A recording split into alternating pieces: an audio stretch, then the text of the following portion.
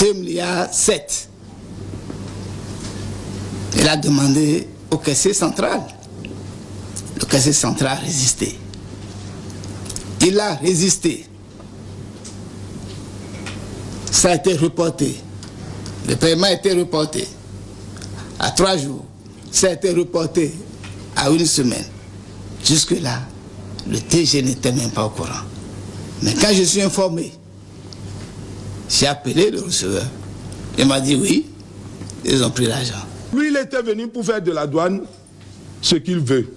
Mais le bon Dieu aidant, on est en train de faire le compte.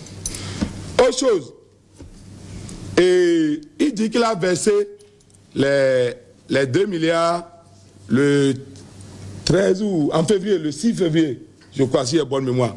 Mais c'est faux.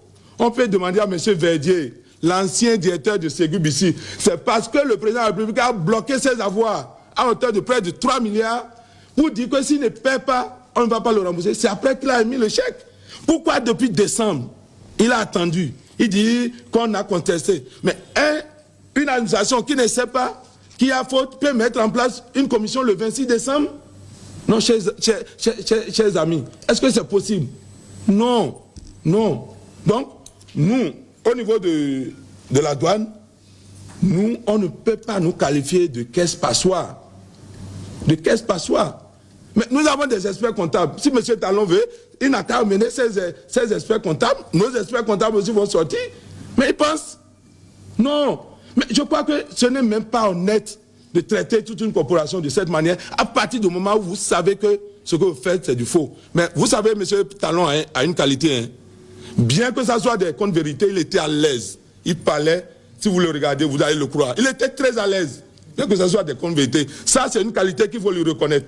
Et ça, je lui reconnais cette qualité. Au niveau des versements, quand vous prenez tout ce sur ce qui a été versé à M. Talon, quand vous prenez 2011, je vous ai dit 7 milliards et quelques, 2012, 13 milliards 254 876 070.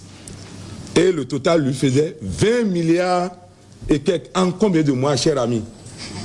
Même si vous vendez de la drogue, vous pouvez être aussi riche. En combien de mois gagner 20 milliards? Au moment où nous on travaillait, le contrat, le projet qu'on avait signé, c'était Bénin Contrôle assiste la douane. Mais vous savez, dans les documents finaux, ce que le Bénin Contrôle a mis, la douane assiste Bénin Contrôle. Vous savez, la douane assiste Bénin Contrôle, c'est ça que vous allez voir dans les documents. Nous, on était devenus des assistants de Bénin Contrôle, on ne percevait rien. Lui, il était là, il s'enrichissait, il prenait 20 milliards. Mais est-ce que c'est comme ça qu'on peut évoluer? Donc, par rapport à ça, nous avons voulu vous rétablir la vérité. Et si, voici les documents sont là, et je vous dis encore, s'il conteste ce que nous avons dit, nous voulons un débat contradictoire. On ne veut même pas qu'il envoie quelqu'un. Lui-même, puisque c'est lui qui a parlé. Avant, on devait réagir. Les gens intervenaient sur les réseaux sociaux, ils insultaient la douane. Mais nous sommes dit, comme ça ne venait pas de M. Talon, nous allons taire. Mais il a franchi le Rubicon hier ou avant-hier quand il est venu, effectivement dit, avant qu'il ne sorte, nous on savait qu'il allait dire ainsi. Et les gens lui ont déconseillé de ne pas attaquer l'administration, que nous n'avons rien fait, il a dit jamais. Mais nous, pour le moment, nous nous arrêtons là. Si on fait un débat contradictoire, on sort les documents. De la confrontation des documents, le peuple béninois aura la vérité. Nous évoluons dans ce que nous pouvons apprécier comme notre part de vérité. Et je crois que chacun de vous a déjà commencé par se faire une opinion de tout ce qui s'est passé. Mais nous avons parmi nous une personne ressource qui était aux affaires à l'époque. C'était l'inspecteur des douanes, Soussia Théophile, ici présent, qui à l'époque était directeur général des douanes et droits indirects et qui a accepté aussi de donner sa part de vérité. Au début de cette réforme, j'ai appelé M. Talon pour lui dire ma vision de cette réforme. Ça ne l'a pas enchanté parce que on lui a déjà fait dire ou bien fait entendre que si le DG Soussia est là, il n'aura pas ce qu'il veut. Donc, il faut enlever le DG des douanes. Il faut l'enlever. Mais j'ai résisté jusqu'à finir mon séjour à la tête de la douane. C'est pour ça que je vous dis tantôt que je suis le seul ressuscité de ces réformes du PVI. Venons à la question même.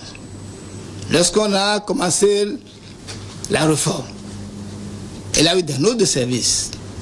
Comment nous allons jouer? Comment nous allons exploiter le système? Des notes sont parties dans toutes les directions.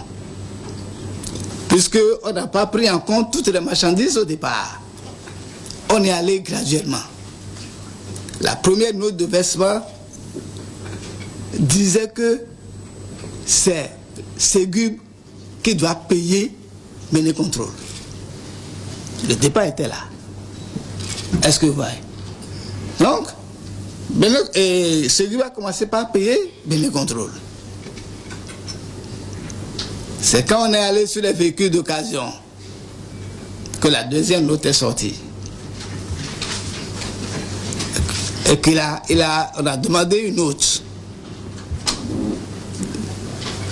On a demandé un compte pour verser ces taxes dans les autres unités extérieures.